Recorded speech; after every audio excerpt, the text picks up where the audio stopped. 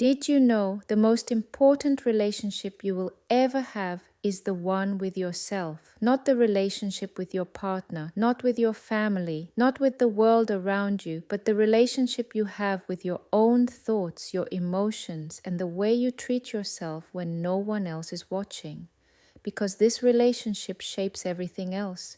The way you see yourself, the choices you make, the boundaries you set or don't set, and even the way your mind talks to you. For a long time, my mind was full of quiet battles, thoughts telling me I wasn't enough, that I should be more confident, more calm, more something. Thoughts that made me question myself, overanalyze situations, and constantly doubt whether I was doing life right. I didn't understand at first that these mind games weren't just random thoughts. They were a reflection of how disconnected I was from myself. This video is about self-love, but not the version that sounds perfect or looks good on the surface. It's about the kind of self-love that slowly changes the way your mind works, the kind that quiets overthinking, that softens self-doubt, that brings you back to yourself. And everything I'm sharing here comes from my own experience, from learning slowly and honestly what happens when you stop abandoning yourself and start building a kinder relationship with who you are. Hi, my name is Haley. Everything I share here comes from my own experience. Journaling and writing help me calm my mind, heal from anxiety, and reconnect with myself. I share this in the hope that it might help you too. We hear the term self-love everywhere, but very often it feels distant, like something you're supposed to achieve after you've fixed yourself, after you're calmer, more confident, more healed. But self-love doesn't work like that. Self-love begins when you realize that you are already enough, not later, not someday, right now. And that realization can feel uncomfortable because it removes the idea that you need permission to be okay with yourself. In everyday life, it's so easy to lose yourself. You focus on what's missing, on what needs improvement, on how others see you. You become very good at meeting expectations, but slowly you stop asking what you need. I lived like that for a long time. I was present in life, but disconnected from myself. I didn't really see who I was. I only saw reflections of myself through other people. Real self-love isn't about liking yourself all the time. It's not about waking up every day feeling confident, calm, or sure of who you are.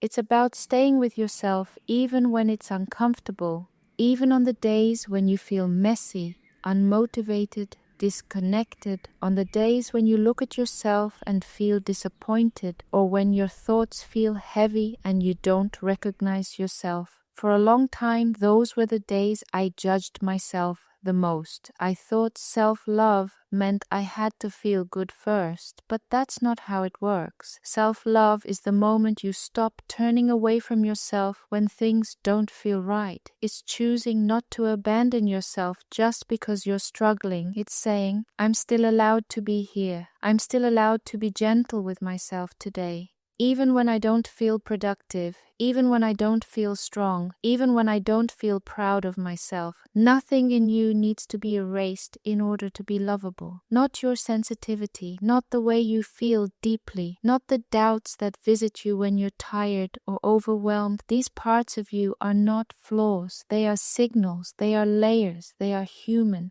For a long time, I believed that healing meant becoming someone else. Someone calmer, less emotional, easier to handle. But healing actually began when I allowed myself to be exactly who I am without trying to fix it first. Accepting yourself doesn't mean you stop growing. It means you stop fighting yourself while you grow, and that changes everything. At some point, I realized something important. I had spent so much time trying to be understood by others, but I hadn't taken time to understand myself. So I started asking different questions. Who am I really? What drains me? What makes me feel calm? Where do I abandon myself just to keep the peace? This is where journaling became essential for me. Journaling creates a safe space where you don't have to perform, a place where you don't need the right words, the right mood, or the right answers. There are no expectations here, no explanations, no masks, no pleasing, just you as you are in that moment. When you write regularly, something subtle begins to happen. You start to notice patterns. You see how often your choices are about others, how often your reactions are shaped by approval or the fear of being misunderstood. You notice where you say yes even when something in you feels tight, and where you stay quiet instead of speaking your truth. And slowly, a different question appears on the page. What about me? What do I need right now? What do I actually feel? What am I allowed to want?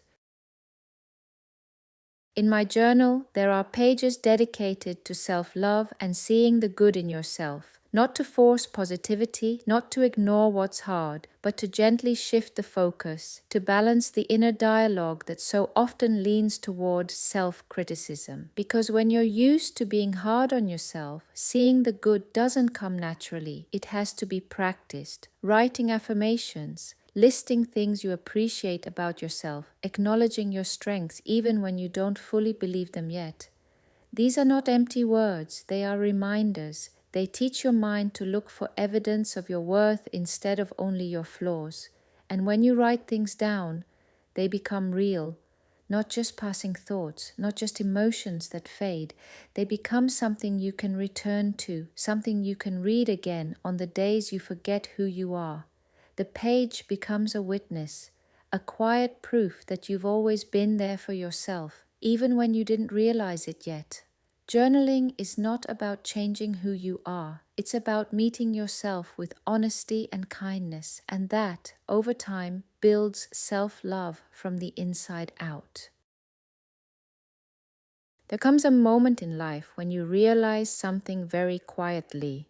The most important relationship you will ever have is the one with yourself. Choosing yourself isn't selfish, it's self-respect.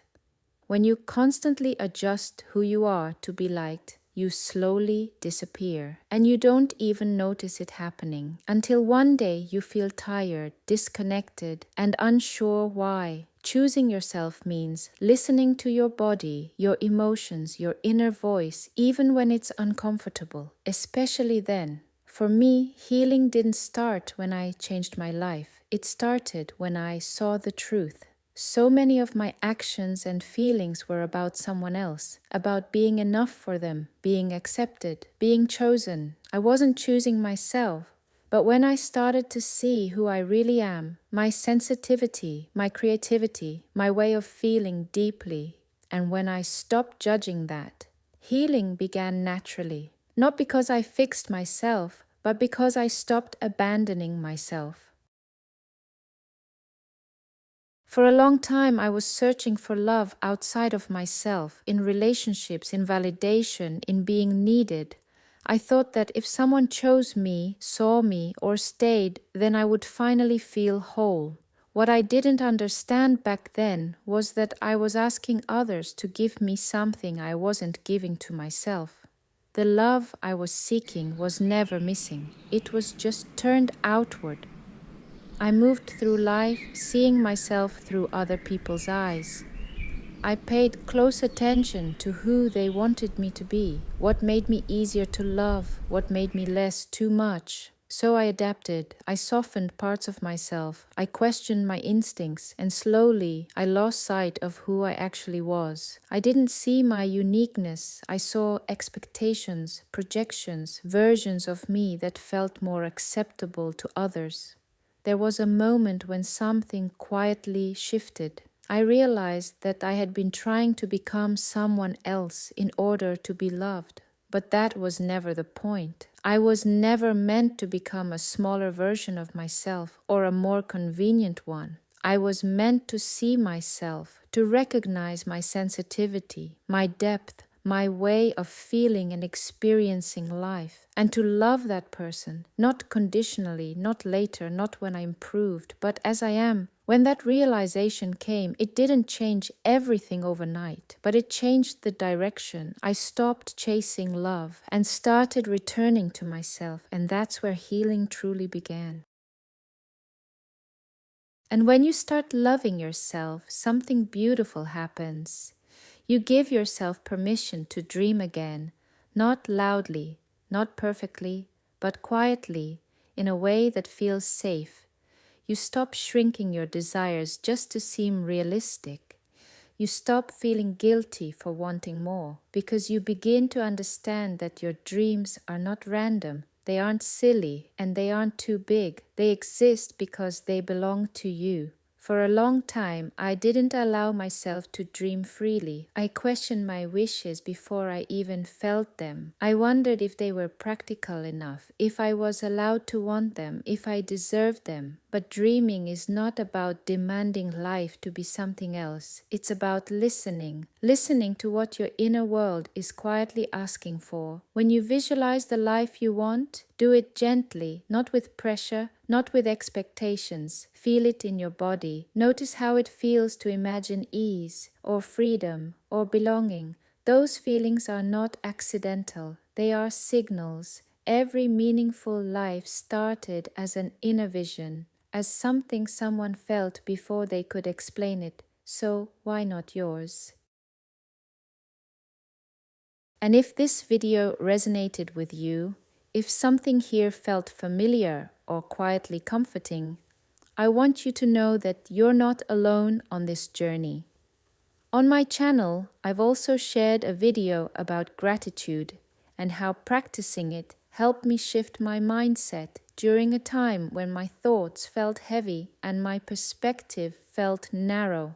Gratitude became a way for me to gently change how I relate to my life and to myself. If you feel called to continue, you can find that video here. There's no pressure, no right order. Just take what feels right for you right now. Always love and be kind to yourself.